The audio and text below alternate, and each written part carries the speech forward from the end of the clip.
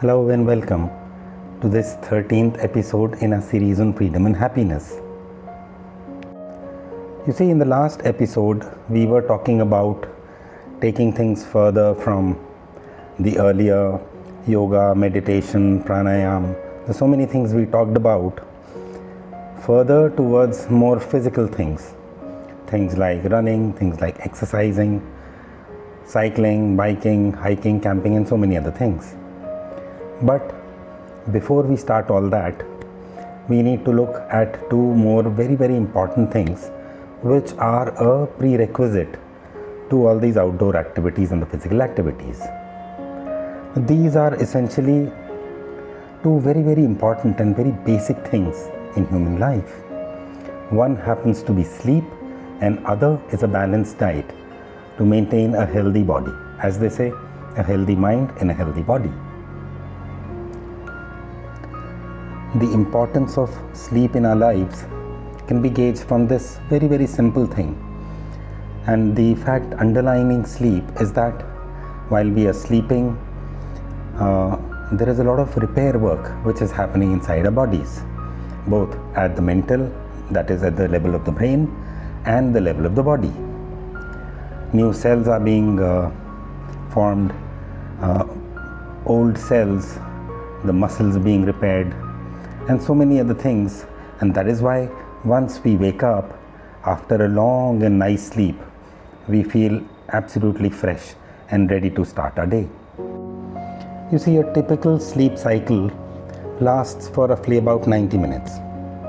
And in these 90 minutes, there are two parts to it. One is the non-REM sleep and the other is the REM sleep. Now, REM stands for rapid eye movement, and that is why it's called REM. So, of a typical sleep cycle of 90 minutes, almost 80% of that 90 minutes happens to be a non-REM sleep, and the balance 20% is the REM sleep. Now, what happens here? So, since the non-REM sleep is actually can be sub-broken into three different sections. The first one is when you're just lying down on a bed, you're about to start your sleep process and you're just about to start to drift into sleep. So this phase generally lasts about 7 to 10 minutes.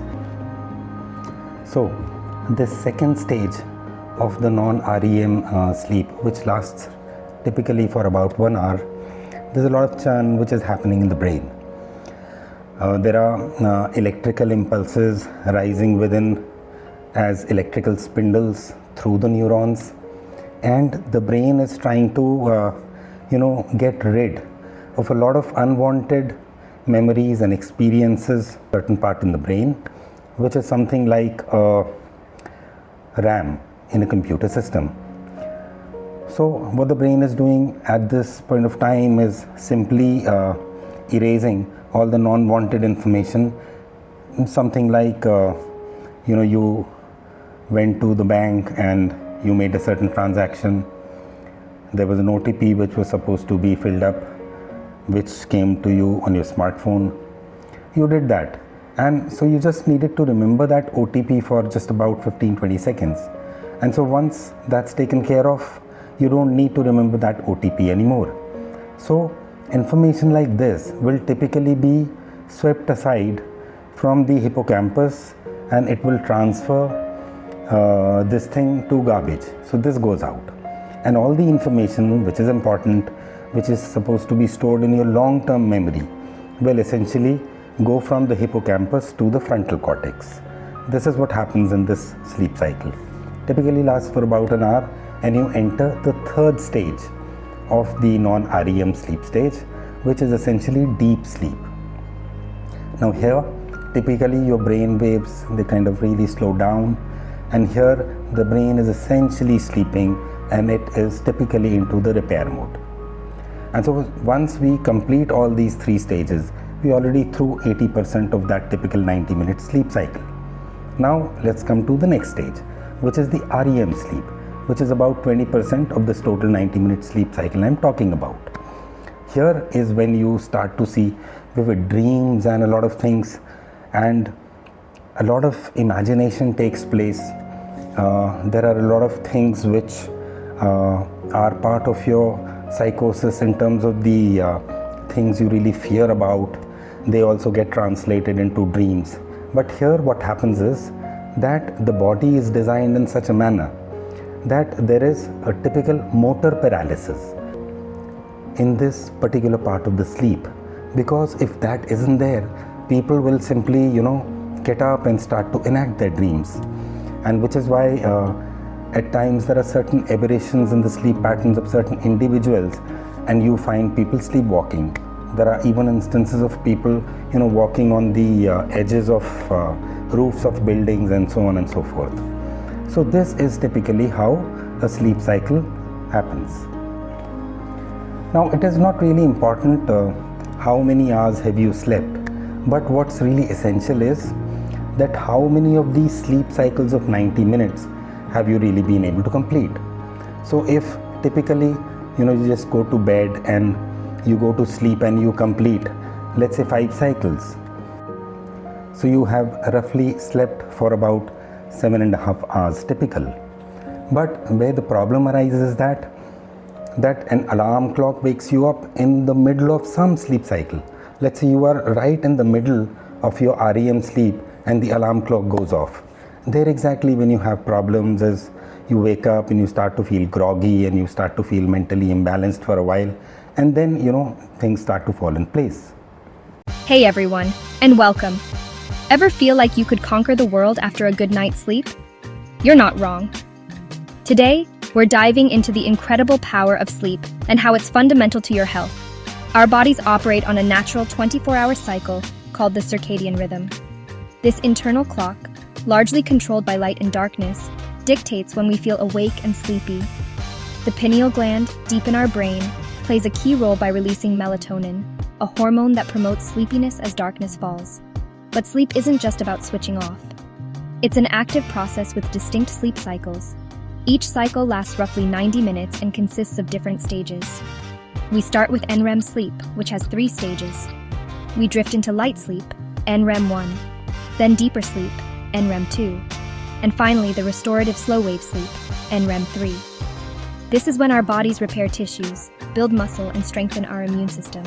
Then comes REM sleep, short for rapid eye movement. This is when most of our vivid dreaming occurs. During REM, our hippocampus, crucial for memory consolidation, replays and processes the day's events, solidifying what we've learned. Meanwhile, our emotional center, the amygdala, also processes emotions during REM sleep, helping us regulate our feelings. And while we sleep, our frontal cortex, responsible for higher-level thinking and decision-making, gets a chance to rest and reset, improving our focus and problem-solving skills when we wake up.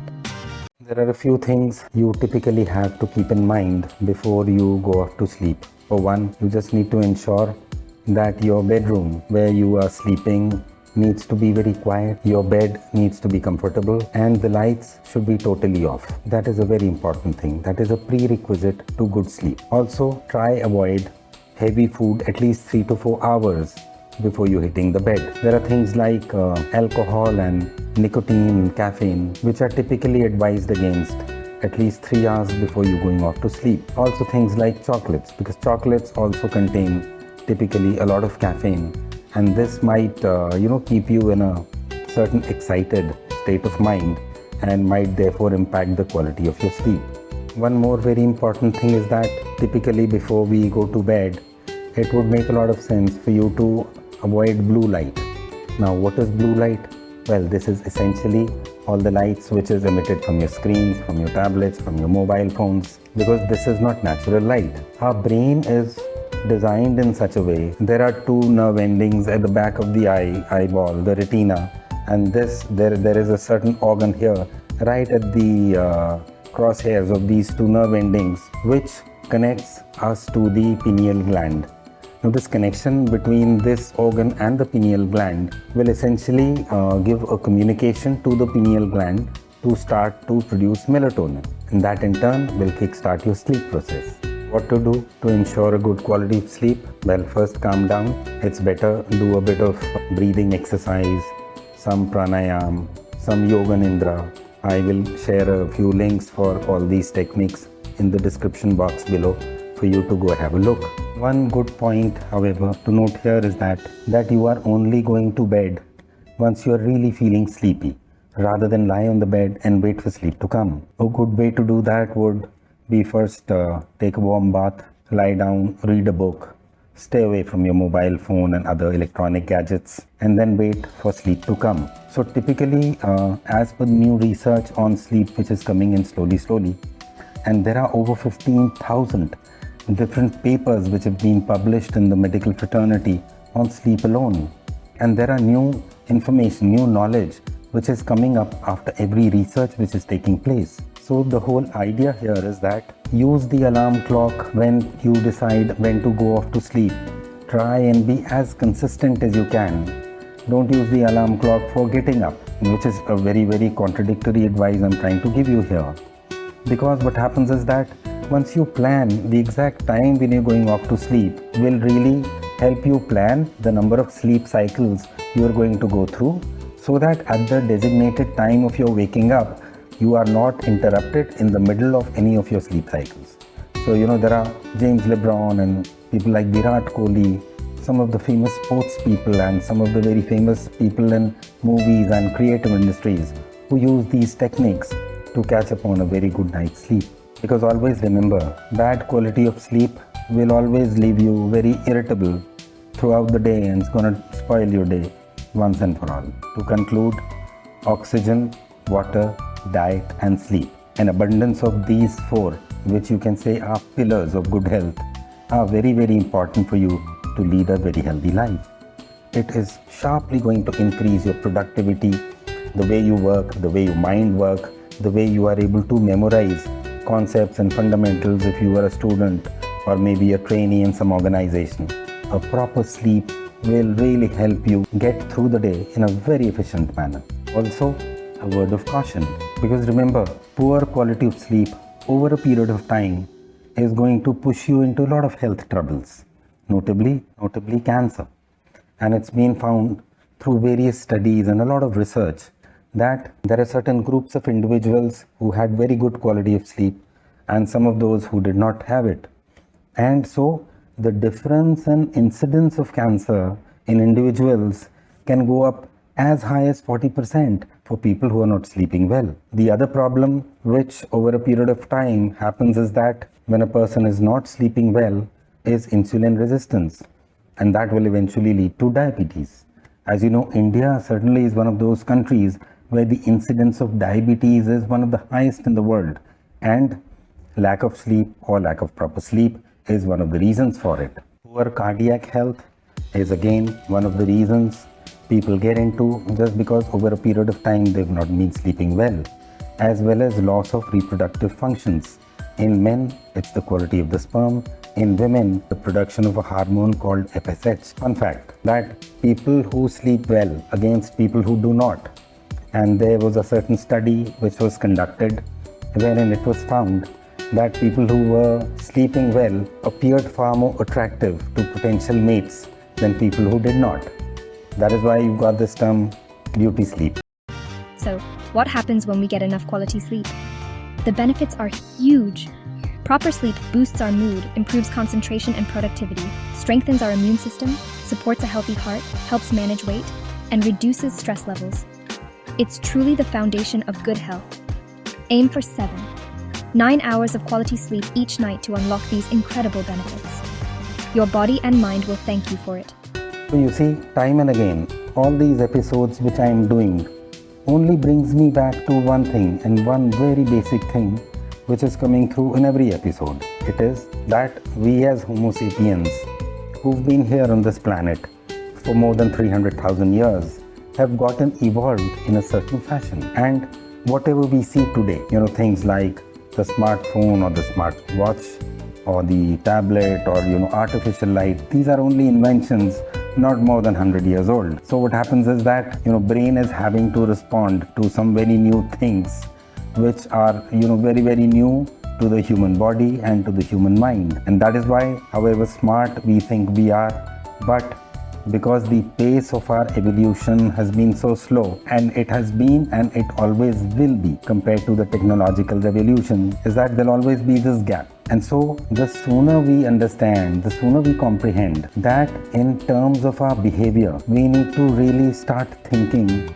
and living the way our ancestors did, and then of course within the confines of the modern lives which we are having to lead in the cities and all, would be a much better way to make a start. Thanks very much for watching. Keep watching my episodes for more interesting content like this and more. Bye for now.